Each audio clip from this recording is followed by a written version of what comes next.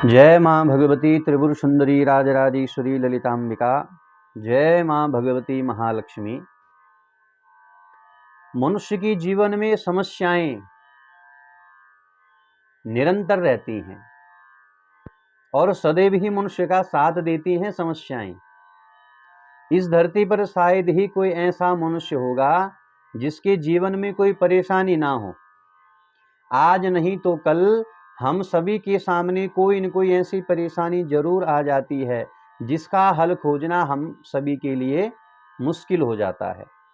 बहुत से लोग इन समस्याओं को अपना भाग्य समझ करके बैठ जाते हैं, लेकिन शायद वे यह नहीं जानते हैं कि अगर ईश्वर ने हमें परेशानियां दी हैं तो उनका हल खोजने का उपाय भी दिया है, जिसका उपयोग हम करें या न करें वो सिर्फ हम पर निर्भर करता है।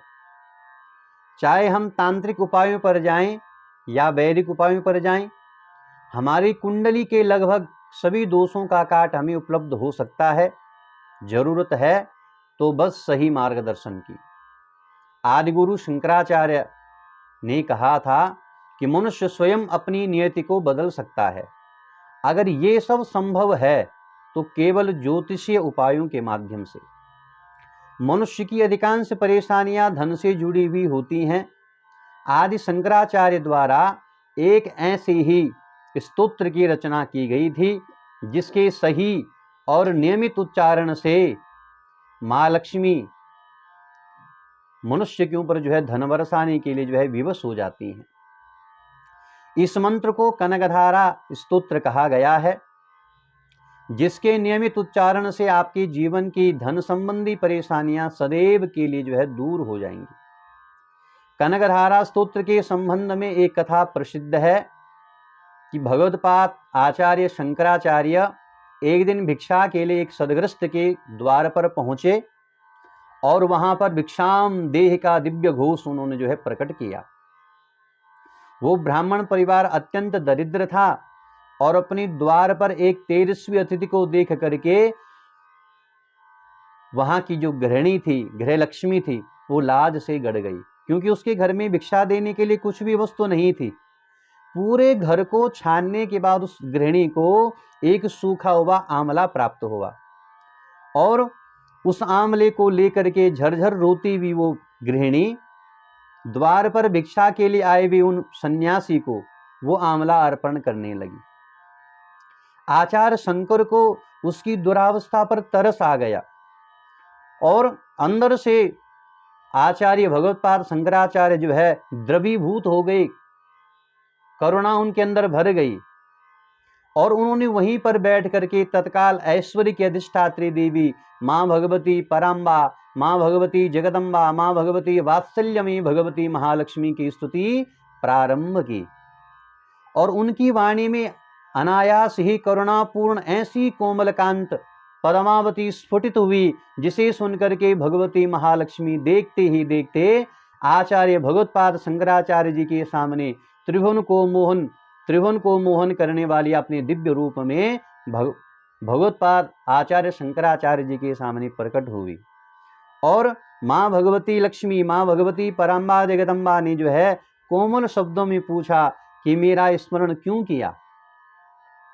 आचार्य शंकर ने सारी कथा कह सुनाई और प्रार्थना की कि उस गरीब ब्राह्मणी की दरिद्रता को दूर करें। भगवती लक्ष्मी ने बताया कि उस गृहस्थ का प्रारब्ध ऐसा नहीं है कि उसे इस जन्म में धन प्राप्त हो सके। तो आचार्य भगवत्पाद ने कहा, अपने विगलित कंठ से यह निवेदन किया कि क्या इस आंगन में इस स्तोत्र के पाठ के बाद भी यह संभव नहीं है। तो भगवती महालक्ष्मी ने बताया कि इसके घर में कनकधारा यंत्र रखवा करके अगर इस स्तोत्र का पाठ किया जाए तो इसका दुर्भाग्य टल सकता है। शंकराचार्य महाराज ने ऐसा ही किया और उसी समय उस दरिद्र ब्राह्मण के आंगन में सोने की वर्षा हुई, जिसके फलस्वरूप उस गृहस्थ का सारा दारिद्र्य सदैव के लिए मिट गया और वो प्रचुर धन संपत्ति का स्वामी बन गया। ऐसा कहा जाता है कि जो भी सच्चे मन से और सच्ची निष्ठा से, सच्ची श्रद्धा से नियमित नियमित लगातार प्रतिदिन और विशेष रूप से शुक्रवार के दिन इस कनकधारा स्तोत्र का जाप करता है, माँ भगवती पराम्बा, माँ भगवती लक्ष्मी उसके जीवन के धन संबंधी, उसके जीवन की जो धन संबंधी परेशानियां हैं, उन सारी परेशानियों को भगवती पराम्बा जगदम्बा माँ भगवती लक्ष्मी सदैव के लिए हर लेती है, दूर कर देती है। यदि आप धन की इच्छा रखते हैं और आर्थिक तंगी से परेशान भी हैं, या धन आपके घर में धन रुक नहीं पा रहा है, तो नियमित रूप से आप कनकधारा स्तोत्र का पाठ करें तो निश्चित रूपेण आपकी सारी समस्याएं दूर हो जाएंगी। पुराणों में कनकधारा यंत्र एवं स्तोत्र का जो है चमत्कारिक वर्णन मिलता है। श्री कनकधारा स्तोत्र के जो रचनाकार हैं वो भगवत्पाद शंकराचार्य जी हैं, जिन्होंने दिव्य भाव से इस दिव्य कनकधारा स्तोत्र का को रचा और फिर जो है भगवती को प्रकट करके जो है इसका जो है सही ढंग से जो है इसका उपयोग किया। तो आप सभी जो है भगवत्पाद आदि गुरु शंकराचार्य के द्वारा रचित इस दिव्य स्तोत्र का पाठ करें और माँ भगवती की बलवती कृपा प्राप्त करें। जय माँ भगवती पराम्बा जगदम्बा, जय माँ भगवती महालक्ष्मी।